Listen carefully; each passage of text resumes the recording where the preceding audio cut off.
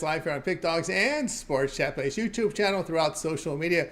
We'll get you out of here before the top of the hour, give you guys enough time to get those bets in for the primetime games, and that's what we do here on the drive-thru Monday through Friday at 6 p.m. Eastern Time. Deliver live free picks for the games beginning at 7 p.m. Eastern Time and later. Deliver those winners, our professional handicappers over at Pick Dawgz and Sports Chat Plays. Let's meet Alex. It's just Alex and I today. Everybody's a lot of stuff going on in people's personal lives, but it's okay. We'll say, Alex, what's going on? Not a whole bunch. We keep on trying to rock and roll, push ahead, make some money for our clients, and just hard work every day, morning till night, and push forward. That's about it. Yeah, push forward, no doubt about it. This is Arch Madness for many people. March Madness starts with Arch Madness, so we have a couple games to book already, and we got some late action coming here as well in the prime time. So let's go ahead and let's get underway here with the NBA as we'll start here. NBA for tonight's card here as we get ready here for the sixth gamer. We'll start it here next up with the game. So let's get to the odds here for the first part of our block here. We got Bulls and Magic. We see the Magic move up to 8.5, total 221 in this one. Next up, we've got looking here at this NBA board for tonight's action. Warriors and Nets. Warriors 11, total sits here 223. Sixers and Celtics 13.5 now, total 218. That's actually come down from a 14.5 opener, if you can believe that, because that's interesting there. So we'll take a look at some of the injuries here as we begin here with our look here at this card. We've got the Bulls in this block, right? We do have the Bulls in this block. Yeah, Bulls and our Magic here. We've got Ball, Vucevic, and Williams out for Chicago. Isaac is out for Orlando. Remember, Suggs is out for the year with that knee surgery. So Suggs out for the year. In the next block here, we're looking at, let's see what we got. Philly here and Boston. We got George, Lowry, Maxey out for Philly. Edwards, that will be in this one. Justin Edwards, he's questionable. On the Boston side, no Brown, no Holiday, no Horford, nor Porzingis. Hauser is probable there. And, of course, we're looking at this. We got you through that one. The Warriors and Nets. We got Kuminga out. Peyton Rowe probable. Clowney is doubtful. So we go over to Alex. Yeah. So what do we got here in this time slot? Indiana, Atlanta. Can we just touch on that quickly? Yeah, we got the Indiana, Atlanta. Yep. Yeah. Obviously we've got a high number on board today. It opened up around 247, 247 and a half. And, there's been a little bit of movement back and forth, but, bottom line is we know what these teams are. There's no secret of the kind of basketball they're going to play here. Indiana's starting to rock and roll and run and gun with reckless abandon, much like they did last season. So, the beginning of the year, it seemed like they were asleep at the wheel. But when you put that much energy out, that kind of team, I wasn't surprised they started a little bit slow this year. Atlanta, once again, up and down, of course, offensively. But, they've got the offensive magic with Trae Young and other individuals on that team to make sure, that they're not easy to take down. Indiana, they're going to come right at you. Atlanta, they're going to fire right back. You know what? They've gone over 14 of the last 16 times they played each other. High number, maybe not high enough. So let's go over 247 with that one. And there from Alex, tell you what I think here about some of these games. I'm going to look at the Bulls plus the points. I know Ball's out, but the Bulls have been shooting the ball very well over the past 5 at 48% shooting. Scoring and shooting has been the issue with Orlando over the past 5 games, just 45%. They're not making their threes. Really, all you get is Franz Wagner and Paulo. And who else? I mean, they've had trouble getting the supporting cast to really come through. Suggs, their guard, is out for the year, so that's someone they're going to have to play with without the rest of the season here. So I'll look at the Bulls in that one. Also, one I'd be looking at here is that's a big number to give the Sixers, right? I mean, in Boston, I'll have to look at the plus the points there with the Philadelphia 76ers. I know it's a slim cast here, but boy, you got a lot of injuries on the Celtics side in this spot. Celtics 6-10 of the spread with rest disadvantage, 13-18 of the spread as a home favorite. I'll hold my nose and take Philly in this one. All right, let's continue here on the drive. As we continue here with a 6-game card in the NBA, we'll close out with the following games. Pacers and Hawks, we see the Pacers 3.5, total 248. Rockets and Pelicans, Rockets down to 4.5, total 231. Late night game, your TNT game of the night, Knicks and Lakers. Lakers 3. This one's come down. I saw 4. I even saw 4.5 last night. Early tick ups down to 3 now. Total sits here 230.5. Let's take a look at the injury report here for the games in this block here. Pacers and Hawks Halliburton and Mathurin both questionable. On the Hawks side, we got Krejci, Nance out, Young probable. Over to the Rockets and Pelicans, Van Fleet out, and Boston just out for New Orleans. So New Orleans, again, pretty healthy in this game. Knicks and Lakers, here we go. Hukporti out. Robinson, Anunoby, and Achua will be questionable. On the Lakers side, we have no Morris, no Kleber, no Hachimura, no Goodwin. Reeves, James, and Doncic all probable. We get to start with Alex. You know, when I went to this game, this is not New York of like 2 weeks ago. This is New York right now, and they've not been playing great basketball. Towns has been sort of wobbled and banged up, but that's nothing to do with Towns. This team was doing well, but I didn't like the way they looked last time out against Golden State. Something just told me they looked a little rackety, a little bit wobbly, we'll put it that way, and not playing the best basketball at the moment. So, in a great situation like this, I look for a bounce back from a solid team, but, I don't know really how solid they are in their current form. And we all know how well the Lakers have been playing. So, despite of the underdogs cashing 5 straight SU and ATS in this head-to-head series of late, I'm just going to go contrarian on the previous trends based on New York's of consistency lately. Lack of we'll say player personnel that can jive together, and the Lakers they look good right now. I don't know if that trade really jolted them. You have a lot of insight on the Lakers, so I like to listen about your take on this. But I'm not putting money either way now. But if from these games I see here, the last game here, I think the Lakers in contrarian fashion, I think come out on top. There from Alex. I'll say what I think about some of this game. We can now confirm Halliburton is officially out. Just the refresh here. Halliburton out. Mathurin upgraded to probable there for Indiana. Still like Indiana in that spot there against Atlanta. It's just a better shooting team, better shooting form right now entering this game. I'll look at the Hawks there. Also going to look at the Pelicans. They're healthy. They're not facing the Lakers. They're facing the Rockets. Rockets have failed to cover 10 of 13. Pelicans have covered 3 straight at home. And as I said, pretty healthy here coming to this game. Rockets, so over their past 5 games, have been struggling shooting the basketball. Pelicans over their past 5 hitting 49%. Knicks and Lakers, well, it's pretty much a small ball right now, right? Give me small oversized right now. I think what has happened here without that post presence, without trying to slow the ball down, working into Anthony Davis, basically what it does, it helps the youth for the Lakers. You're starting to see guys like Jackson's.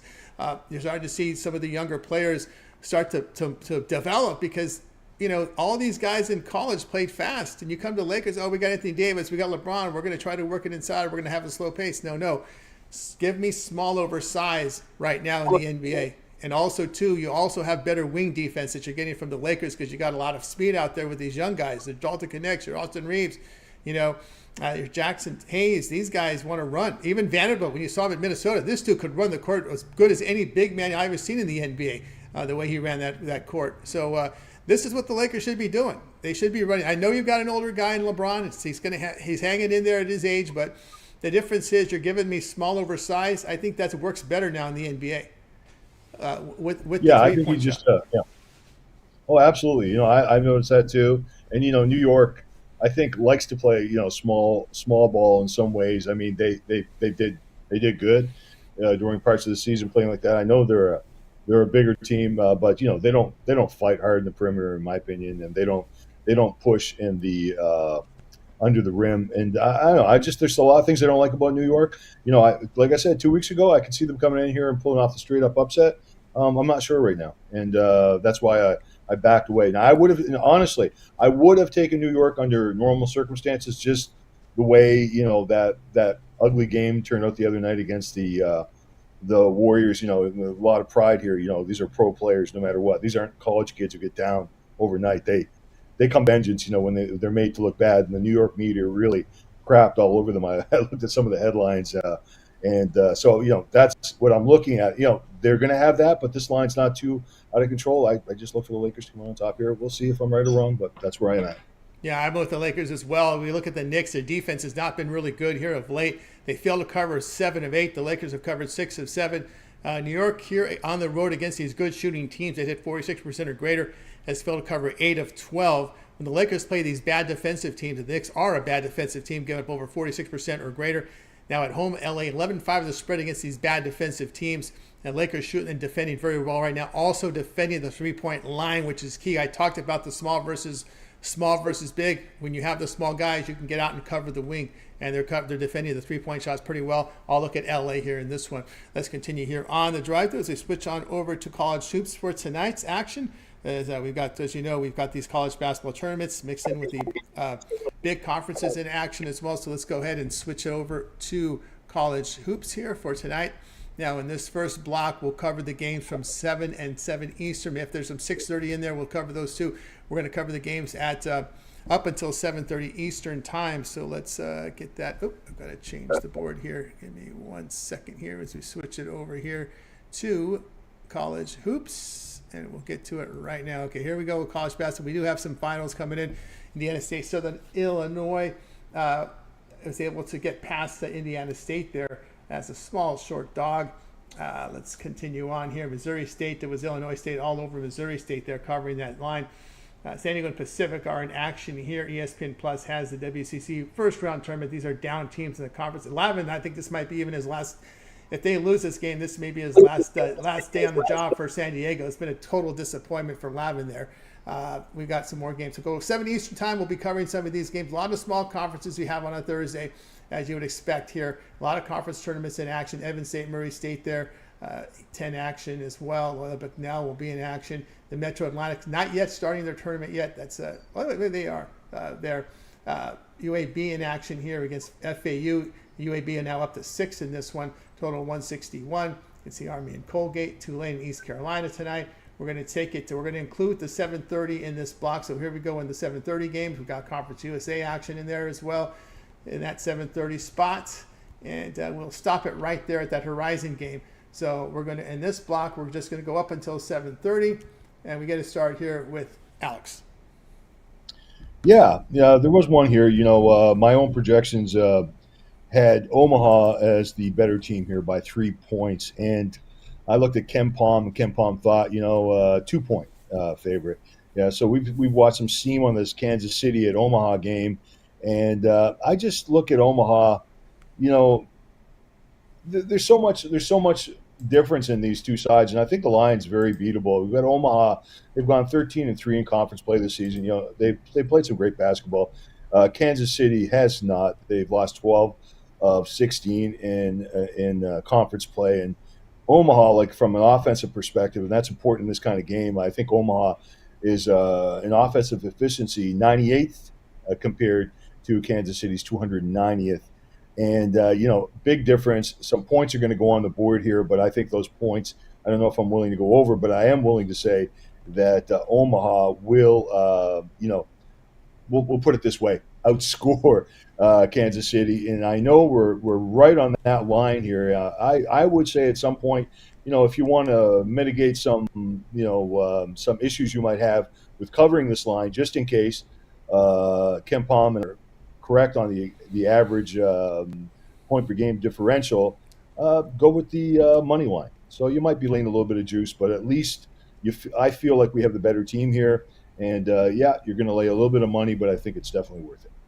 And they're from Alex there in that one. All right, guys, in the Metro Atlantic, this is not these are not tournament games. This is they still have 2 left here in conference play here. We go to the weekend, so they start their conference play next week there in Metro Atlantic.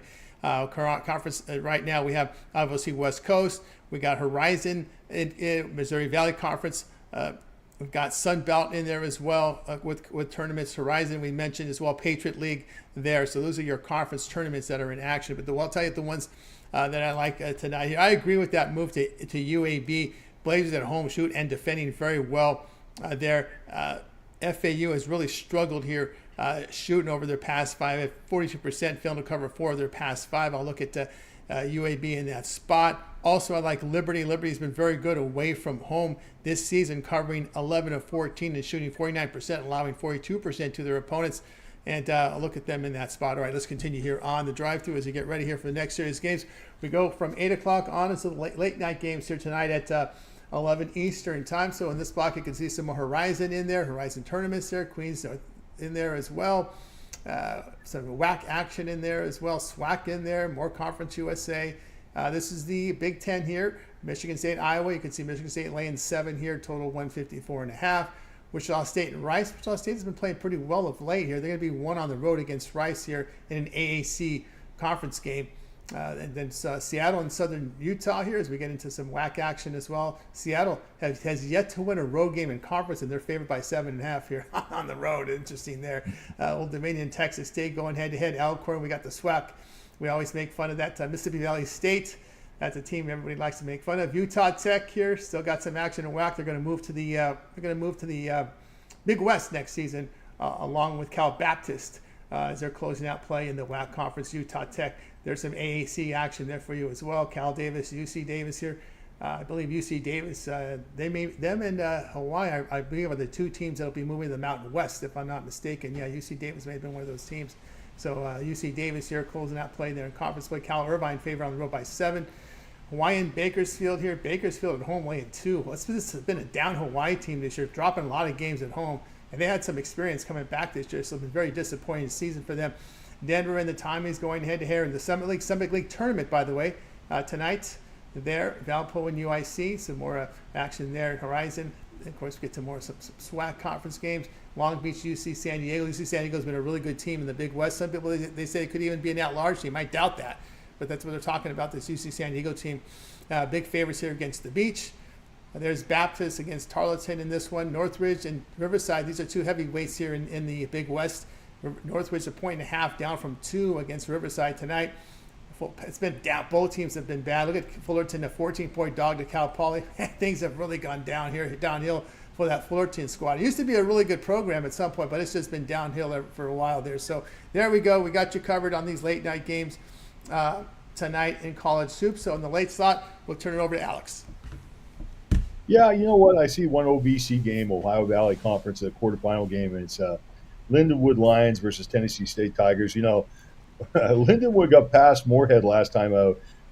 They went 28 of 28 from the free throw line. Yeah, just amazing. Anyway, great. But you know what's funny is it's not funny. It's kind of one of those games. You know, Lindenwood was just 21 of 47 with 2s, and then with the downtown tray, they only hit 1 of 15, and they still beat Moorhead. And here they are today. Now, Lindenwood's got a good defense, but and Tennessee maybe not as good a defense, but I think they can do more scoring, and they're very physical. In a playoff game like this, postseason game, tournament game, I just look for Tennessee to really pound away. Now, and you know what? Obviously, we're going to have a negative regression here, positive negative regression from Linwood at the charity stripe because, man, that's amazing. 28 of 28. So here we are. We're going to take Tennessee State. We're going to lay the points just under 5 at some books and shop for your best lines and just be disciplined. Look for that best number under 5 if you can. There we go from Alex. Hey, what I think about these games here, I like Wichita State, like the Shockers are laying the point here. Shockers have covered 4 or 5 behind really good shooting. When you look at Rice, this is a team that's 12th in defensive efficiency in the AAC. They don't force turnovers, no ball pressure. They're also a poor shooting team, 10th in effective field goal shooting in the conference. I'll look at Wichita State there in that spot. Also, I like the over in Charlotte, North Texas. 49ers 10-4 the over in their games away from home. Mean Green, really good shooting team this season. When you look at this North Texas team, when you're hitting with 37% from 3, they are second in offensive efficiency. They make their free throws. They shoot the ball well inside, but they don't put a lot of ball pressure defensively. So I like the over in that spot. And give me Northridge here at laying the points. You look at Northridge and Matadors over their past 5, hitting 49%, allowing 41%. Riverside in poor defensive form over their past 5, allowing 49% shooting. Northridge has covered 10 of 17 away from home. So I'll look at Northridge in the spot. All right, let's continue here on the drive-thru. So we'll switch on over here to the NHL card here for tonight's action here. So we'll get the board ready here for you guys here for this NHL tonight. Here, let's get to the NHL card. Here we go. Let's go through it here. We'll probably do it here in one swoop. Tonight we got Blue Jackets and Panthers here. Panthers about $2.97, total $2.60. Jets and Flyers. The Jets $1.40, total 5.5. Hockey Club and Red Wings. The Hockey Club now $1.31, total coming at 6. Bruins and Hurricanes. Hurricanes $3.15, total 5.5. Sabres and Lightning. Lightning $2.35 with a total of 6.5. Flames and Stars tonight. Stars 248, total 219. Predators and Kraken. Predators $1.25, total 5.5. Canadians and Oilers. Boy, the Oilers had a really embarrassing loss against the Ducks. How do you lose to the Ducks? My God. Oilers at home especially. And by margin. Oilers 235, total 6.5. Sharks and Avalanche. Look at this. Avalanche never lose against the Sharks. The Sharks never win against the Avalanche here. Avs 390, total 6.5. And there you got you covered for tonight's hockey. On over to Alex. Yeah, that's an interesting one. You dare to take the puck line on that huge number. You're going to get some. Possibly positive results. But anyway, good luck. And I'm going to stay away from that one completely. We got the Seattle Kraken, Nashville Predators. That's the one game that sort of stands out to me. We've got it's a battle between 28th overall Seattle Kraken defense and the 30th overall Nashville Predators in points. And these are two teams essentially that anything can happen on a given night. But when they're going to face each other in this situation, just like the Predators last time allowed 7 goals to the Islanders, and just so you know, the Islanders are a bottom 3 team in the NHL for scoring, 7 goals. I think Seattle does some damage here tonight, and Nashville, of course, will answer back. How do I say this?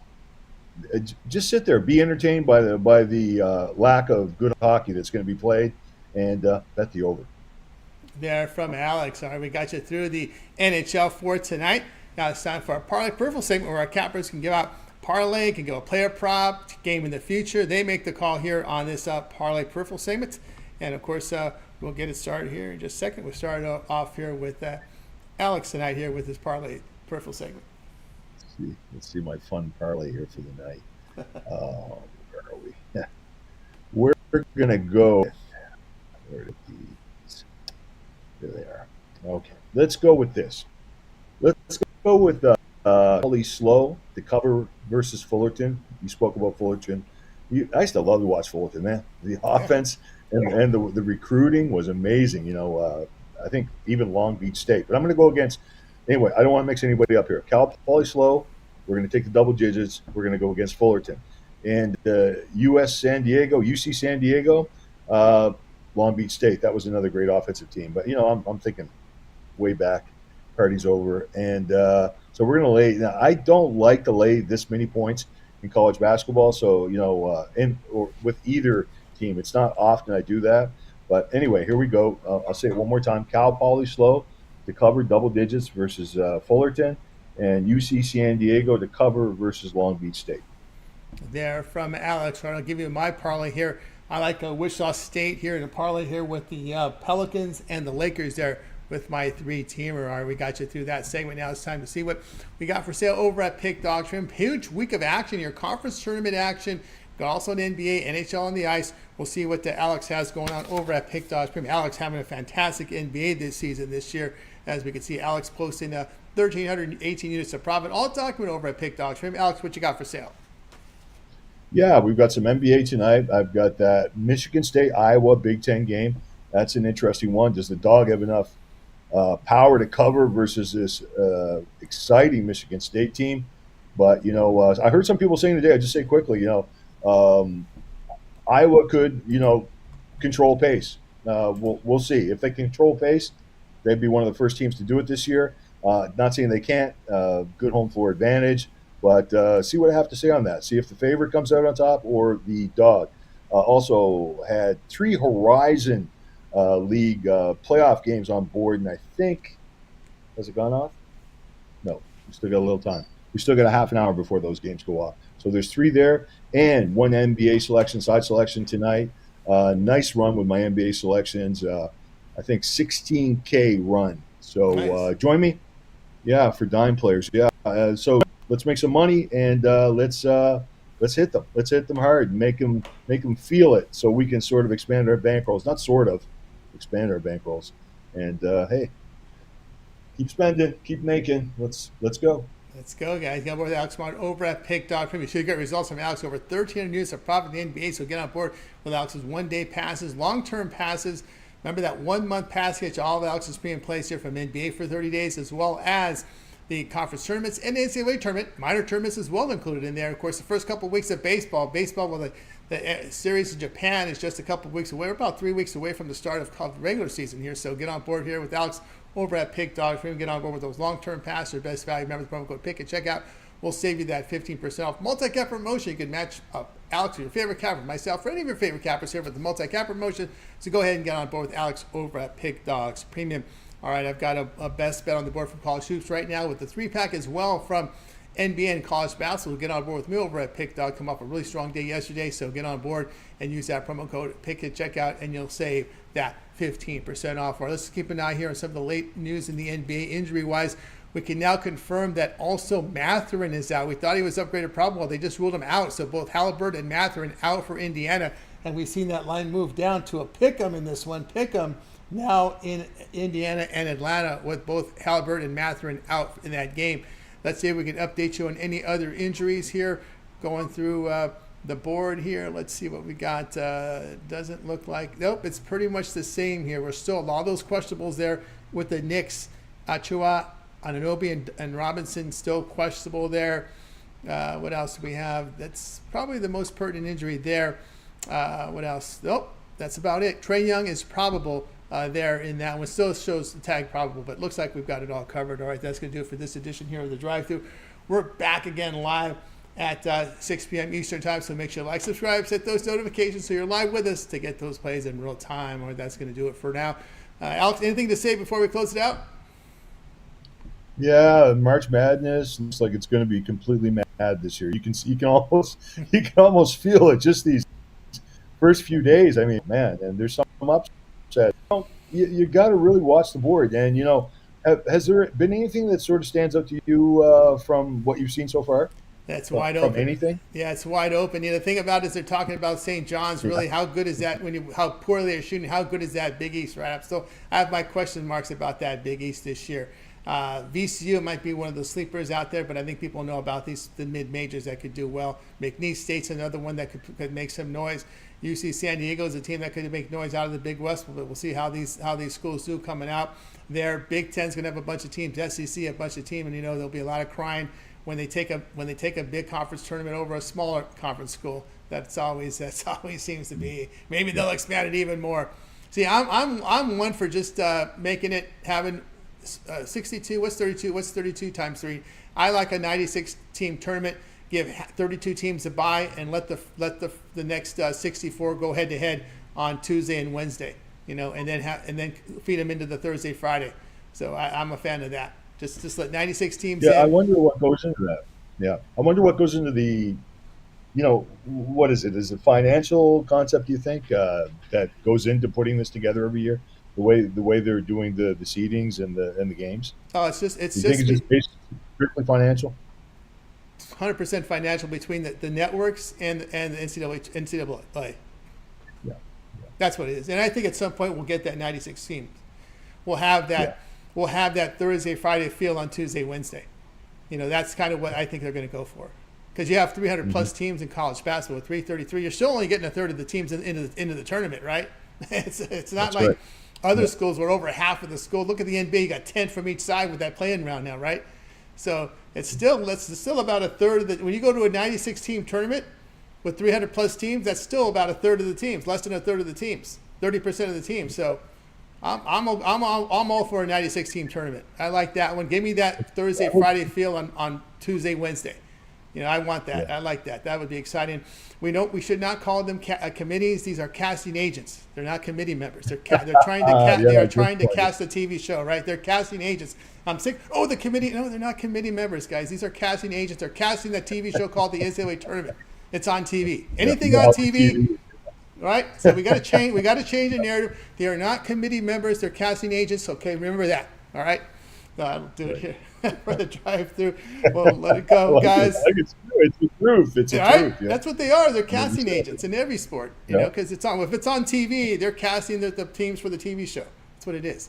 Yeah, so it's turned into reality TV, 100%. Yeah, I agree. No doubt about that. All right, guys. We'll make it about it, guys. You guys make it a winning night. We'll catch you again tomorrow here on the Drive-Thru.